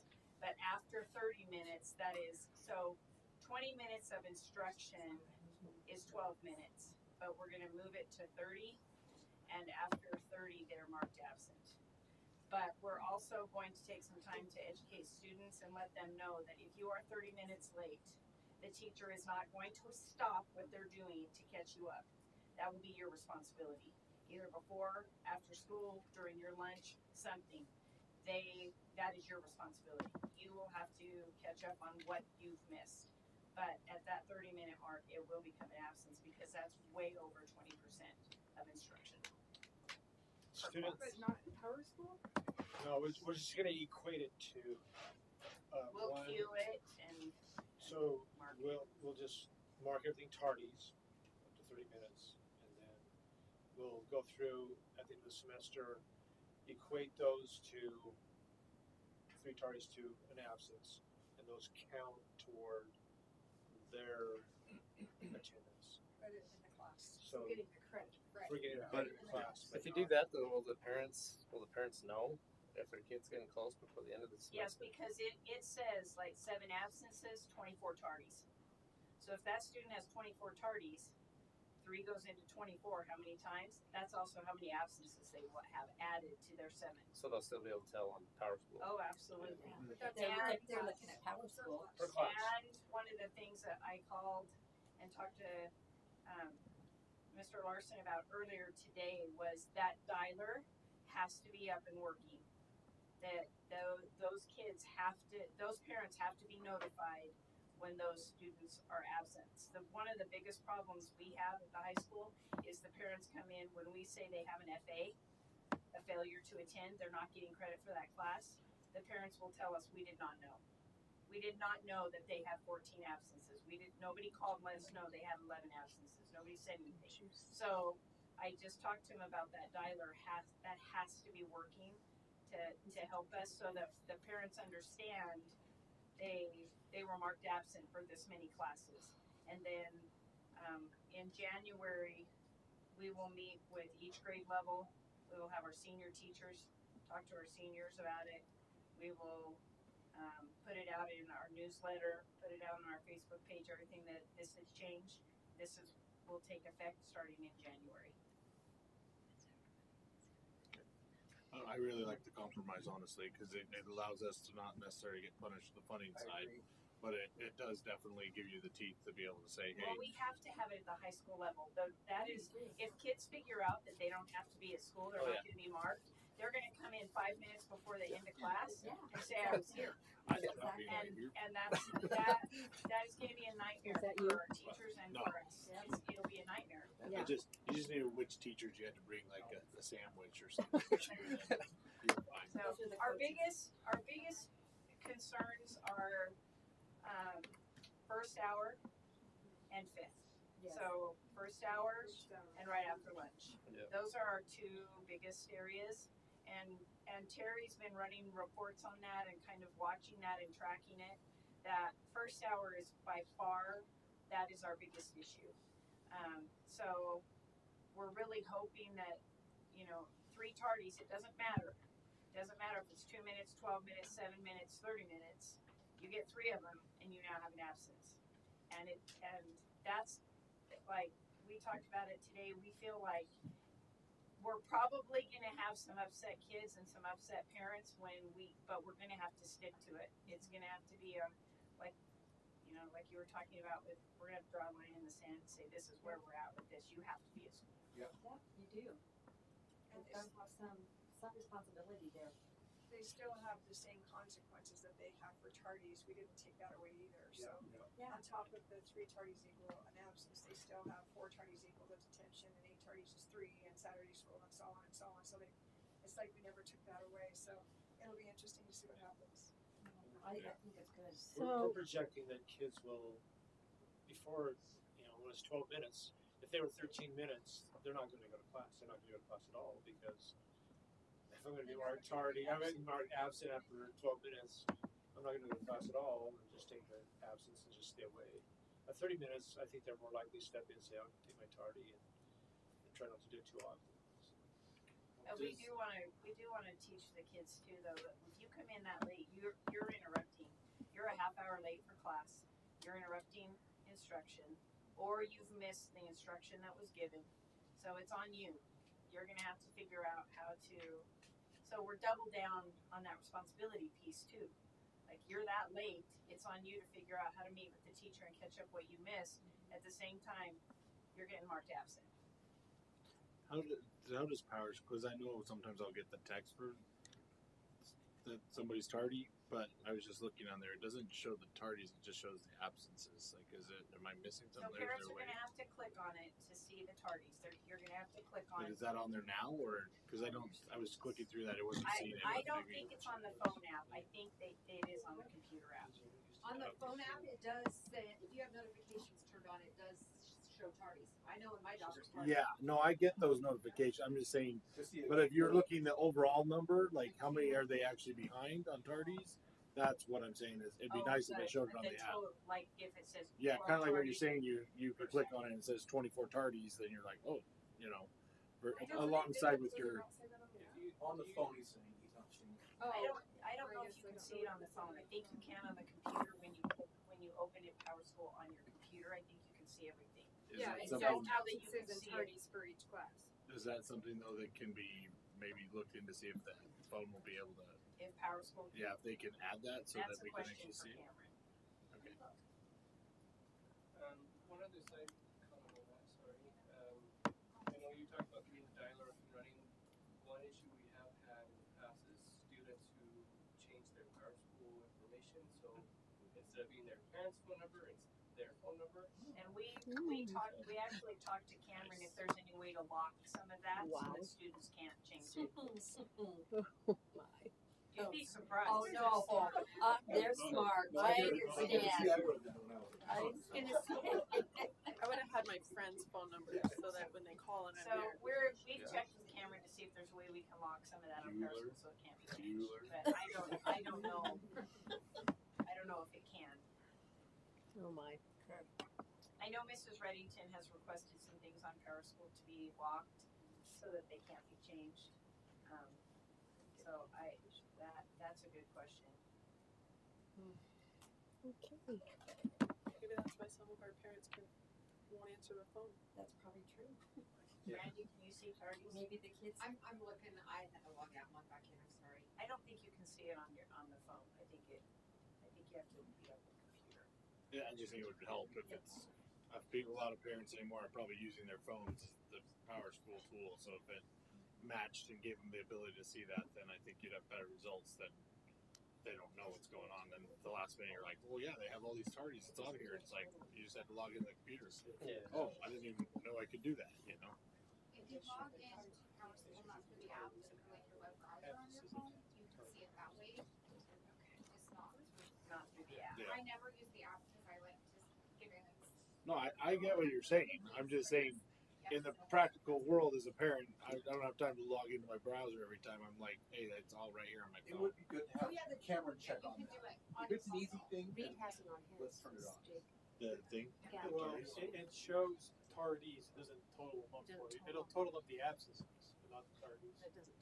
Well, It I tells think you it's worth asking Cameron if that's something that can be turned on. Yeah. It does show tardies on the app. But you have to add them up yourself. You have to go through and count them. Yeah, I can click on it. It will say tardy, but it's all like a hodgepodge of all the classes and not just like. If you click on a class, it'll tell you for that class. Does it? Yeah. And it will Does it give you the individual tardies for that class? Most recent.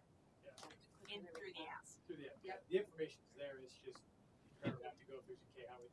If you get more than 3, you have to count them up. Yeah. Yeah, it'll show you the most recent on the app. Really quick snapshot. Okay. Is there anything that you want to add? Does that cover everything? Do you all have any further questions? I think the junior highs are gonna follow suit with the high school too, so. Okay, think I was the looking junior and saw highs we don't have So them. we're all doing the same thing. Okay. That would seems like that would. Yeah, that would be wise, I think. Okay, any further discussion on the policy on attendance? Okay, let's move forward to the action items for business. Mr. Larson, would you like to explain the approval of E-rate consultant, please? So the E-rate program for technology. Allows Cameron to submit for a lot of things. But we want to go with a consultant. There is a fee attached to that. But one thing that will do, a lot of the districts around us are using a consultant, but they help with deadlines. They help make sure all their paperwork is correct so that it won't get denied for something silly. And in meeting with Cameron, I do think that this would be a good thing. I mean, it's why it's on the agenda. He did meet with two consultants, spoke with them, and he's chosen one. The individual doesn't matter. I mean, the fee for the first part would be $4,800, just over. That would be a set fee. And then, the second portion of that, if we were to get more funds, would be per project, if you will. It would be a percentage of that. But, we do risk not getting anything if things aren't done correctly. And really, the program is a great program. Covers I think it's like 80 to 85% of these projects. So we can use money that now we already have set aside in technology to cover that remaining percentage. But I am definitely in favor of this. Basically, it's a safety net for us to be able Yes. to get these reports and funds, everything yeah. to get the funds. Does anybody have any further questions for Mr. Larson?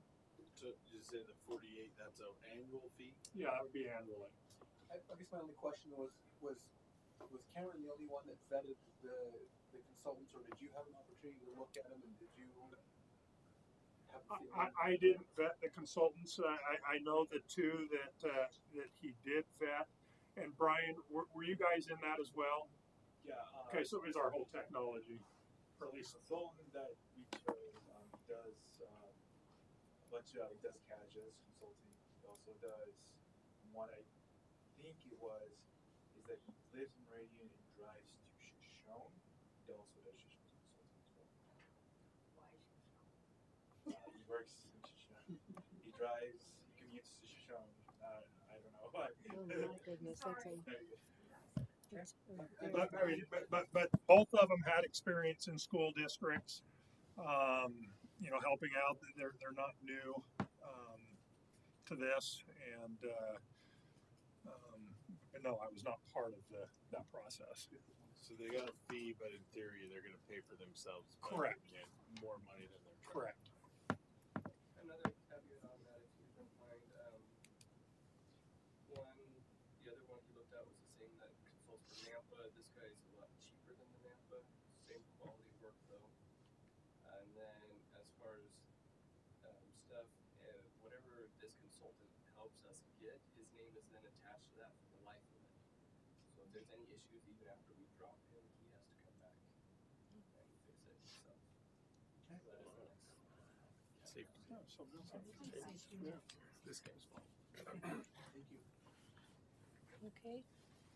That, any further comments or questions? Then I would entertain a motion for approval of the E-rate consultant that has been chosen. Madam Chair, I move that we approve the E-rate consultant that was chosen. Okay. Motion by Mr. Sukan, second by Mr. Claridge. Discussion, questions? And all those in favor say aye. Aye. Any opposed? Okay, motion carries. The school nutrition provision number 2. This is amounting to continuing it on, right? Correct. And from what we heard, I would say it sounds like it's something that we need to continue doing. Do you guys have any further questions for Katie? I know it's a hard ask, but I would love it if we could figure out how to recoup close to the amount it's going to cost us for this in our outstanding balance. Yes. Ideally, we'd recoup all of it. Ideally, we'd recoup all of it, but I would hate if we're going to spend $40,000 and then have 6,000.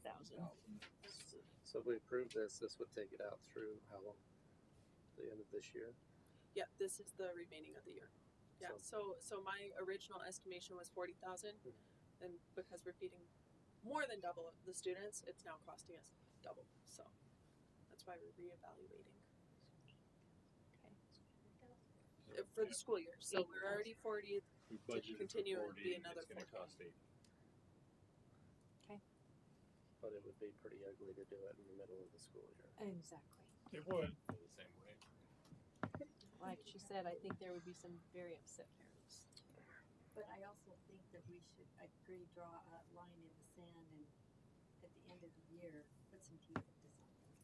Well, again, they're two different things. I You're know. talking one It is is. unpaid It balances. is, in a This way. is a different program altogether. In a way, yes, it is. But at the end, when it all comes together, Yeah, I mean, the reality is probably the same thing we're seeing over here on this end is probably why this one's over, because it's like, oh, right. we got free breakfast. Okay, let's sign up and get, and Right. hopefully we got a bunch of them signed up. And yeah, it's Right. contributing, I'm sure. What's your thoughts, Mr. Larson?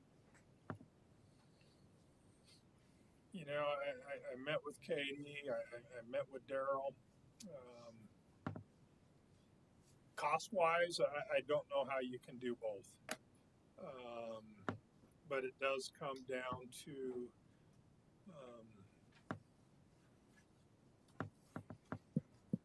know, I mean, it's just philosophical. You know, we want to feed all kids. We don't want them to go hungry. We don't want to stigmatize them. It is mid-year, and so making that change would be difficult. I think, you know, it was mentioned, oh, it could get ugly if we changed. I think it's going to get ugly either way. You know, is the district going to have enough money to cover it? I don't know. You know, the audit's still not done. I can't say that we're going to have this extra money. My best guess right now is that we won't. And so,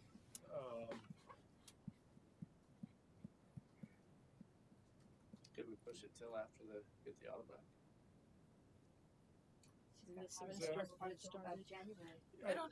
There's not necessarily a date. It's just the convenience of semester 2.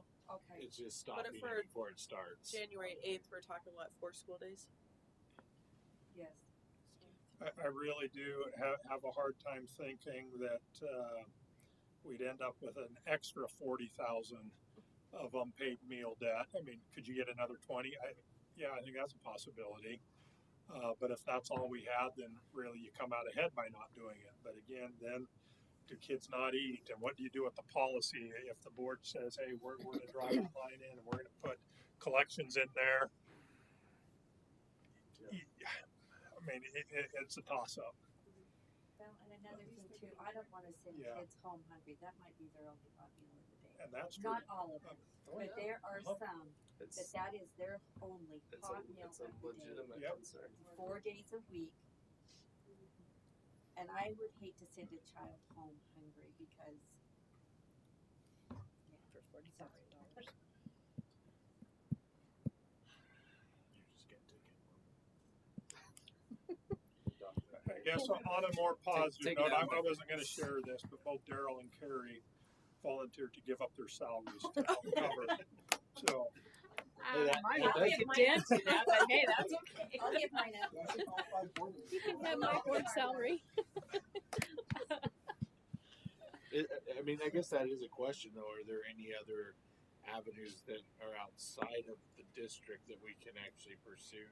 I mean, technically, this is a grant as it is, isn't it? That we're doing this and paying for part of it, and then we're having to put in our own portion of it. So there's probably not funds that we can go after, or are there other programs that we can go after that might help supplement to pay for that 40 grand? For any As far as a grant, no, there's not. It's an election to run this program.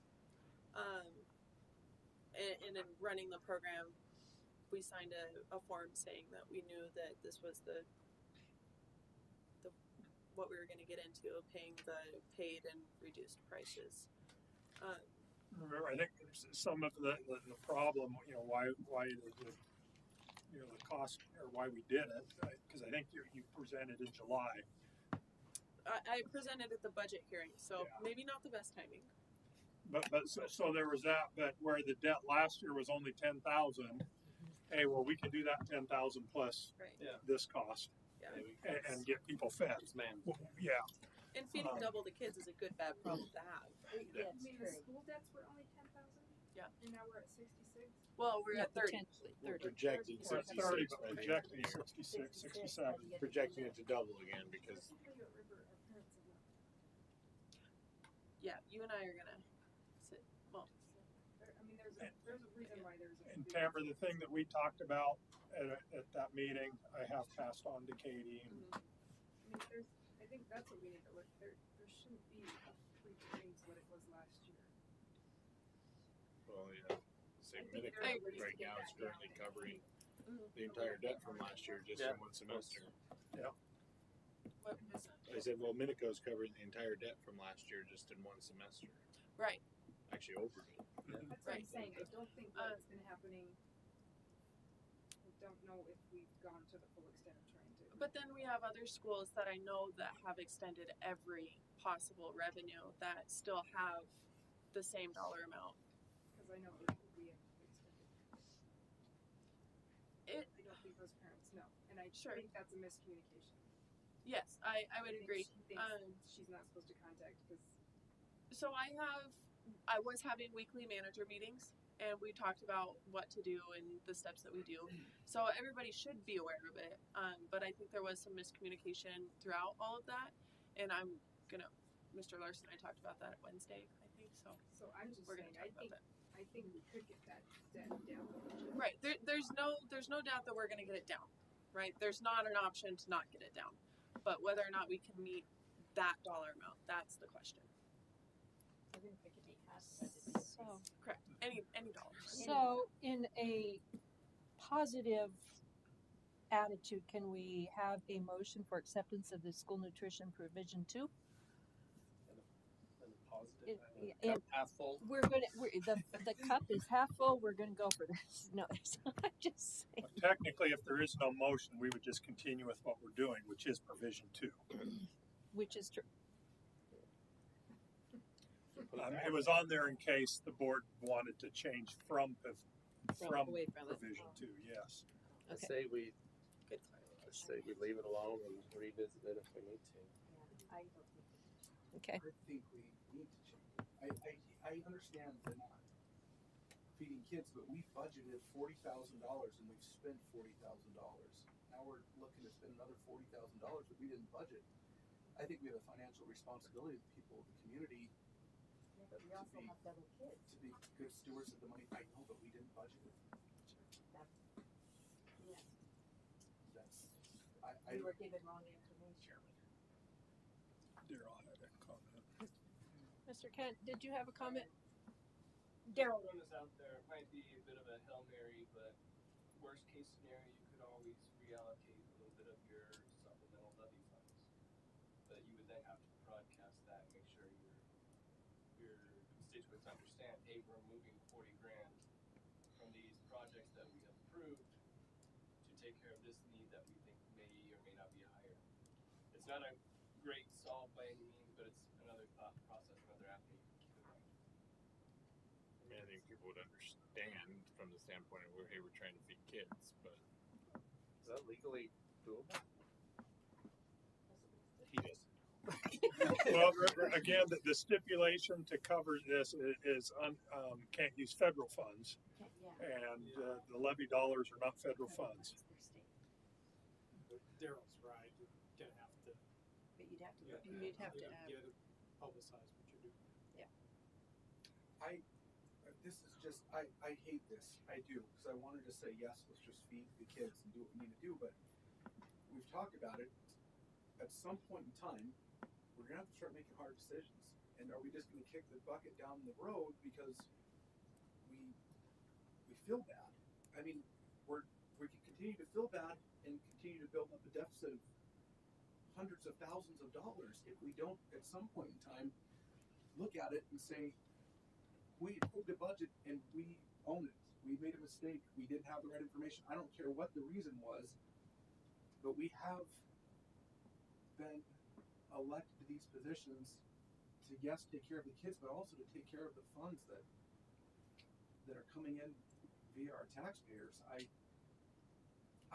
fear that we're going to continue to kick things down the road because we're afraid to make a hard decision. That's my fear, and I hate it. My heart stuck in my throat because it's kids we're talking about, but every decision we have to make between now and it's going to affect the kids because we've got a bad budget. We're screwed up. So where do we draw the line? Are we going to say, okay, we do this, but then in a month from now we have to make a decision that we're not going to let kids have a particular opportunity to learn a certain subject because we can't afford to have a teacher in there to do it? I don't know. Like, where do we start drawing the line? Or do we start having athletics cut? Yeah, I mean, at some point, where do we draw a line here? And I hate that we have to draw a line, but we approved a budget that wasn't good. My one piece of advice is that you can make the best decisions on solid numbers. So waiting for your audit to finish and get our solid fund balance and solid understanding of where exactly we sit will help you have a little bit more resolve in whatever decision you do. I would be way more comfortable with that. I would agree.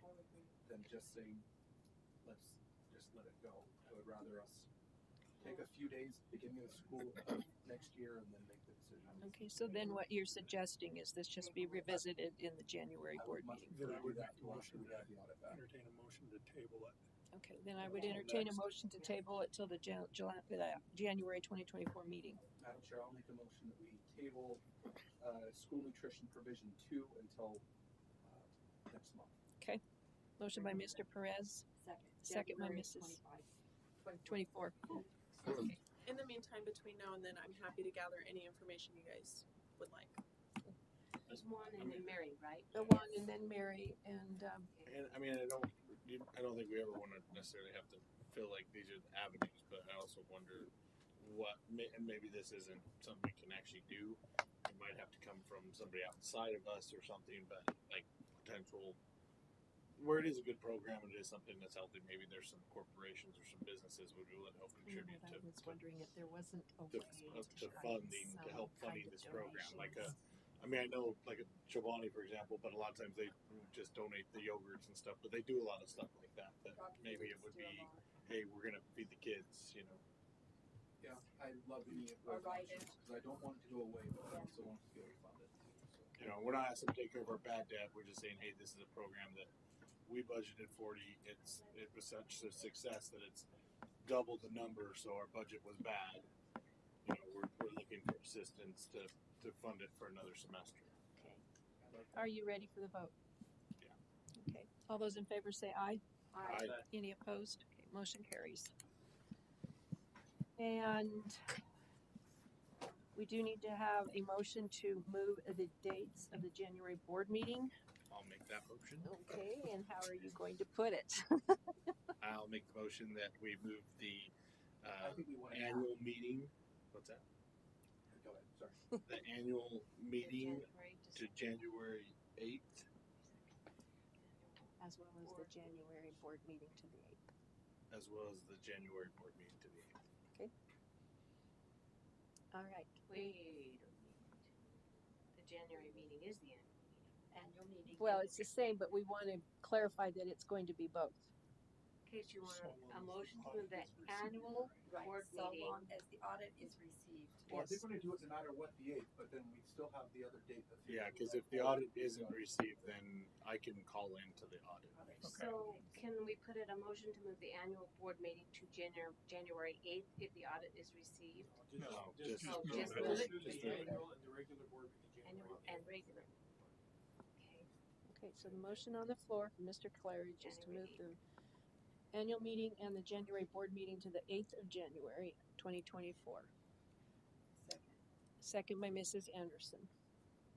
Okay, any further questions or discussion? All those in favor say aye. Aye. Any opposed? Okay, motion carries. All right, as we get down to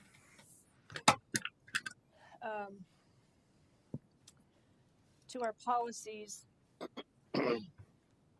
excuse me, we could, based on what we heard tonight, go ahead and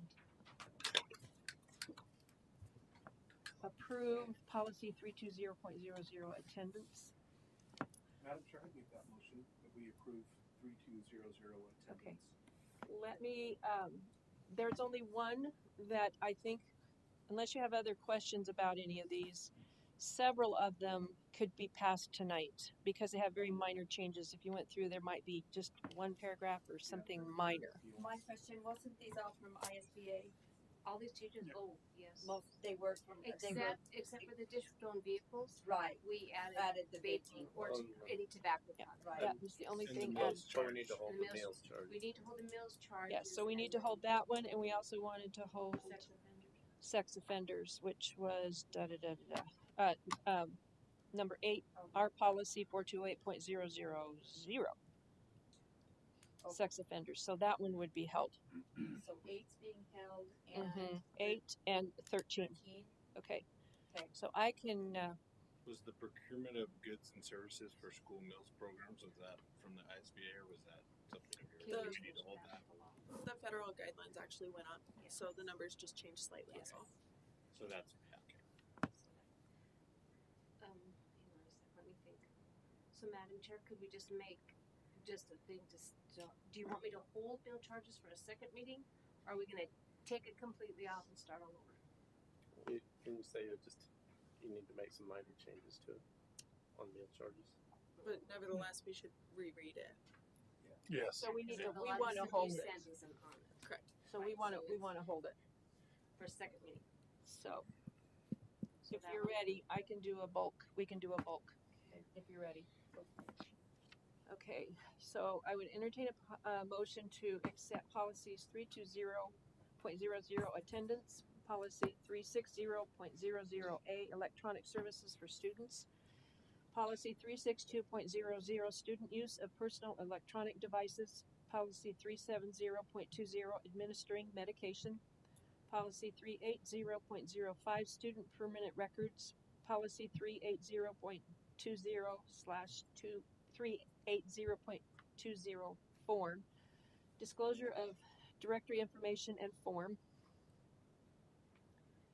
policy R383.00 procedure efforts to notify parent, guardian of changes in student health or well-being procedure and form, policy R440.00 parental rights, policy 542.20 personnel files, our policy 750.50 procurement of goods and services for school meal programs, policy 810.00 district-owned vehicles, and that's the end of them.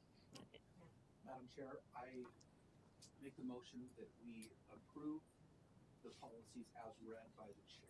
Okay. Motion by Mr. Perez. Is there a second? Second by Mrs. Anderson. Any further comments or questions? All those in favor say aye. Aye. Any opposed? Motion carries. All right. So do we make a motion to hold the other ones, or are we fine? It's already been, it's on the agenda. I just want to say that it has been my distinct honor to serve on this board for the past now 11 years. I started in January of 2013. It has been a journey I never dreamed I would be on. I've always been a lifelong learner, and I felt that this was something that I could do, even though it scared me to death, and there was a lot of time I felt like an imposter. It was a lot of learning. I hope that you guys continue to learn and attend as you can go to the conferences and everything. But after being a parent volunteer in classes for my boys and involved in PTO and music department activities, then I just felt like I will do this. Has it been easy? Not necessarily, but I have enjoyed it immensely. I've enjoyed everybody I've gotten to meet through this whole process. I've definitely gotten to know a lot of staff and have relationships formed that I never would have had before. And it's been a pleasure serving with really good people that are in this district. We have amazing professionals in this district, and I commend each and every one that works with our children to educate them. the complexities of our laws and our codes, the rules of running the district, and to give an education for our students that is concerned with the ethics and morals and health of our students as identified in the Idaho Constitution defines this whole purpose for being here. And I just want to say that I've had a lot of fun and a lot of laughter with some of you guys. Russ, seeing you hide the vehicle from Dr. Cox in Coeur d'Alene, I will never forget that one. And Jake, you make me laugh probably more than any board member that I've ever been around. And Mary's a classmate. We graduated together. Obviously, we've known each other for a very long time, and it's been a pleasure to serve with her. And Juan, I didn't know what to think of you when you first came on the board. I decided you're definitely a character, but you're not quite what I thought at the beginning. But it's been a lot of fun. And with that, I just want to say thank you for this opportunity. I would entertain a motion for adjournment. One moment, Madam Chair, I believe that the chair is allowed to make motions if she so would like to make that motion. I can, but I don't know if I want to right now.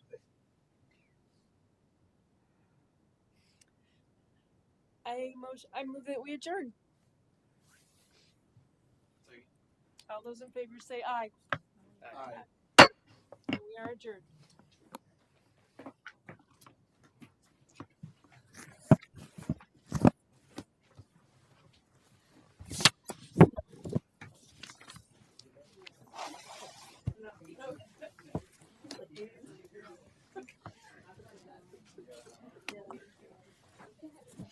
It's very bittersweet.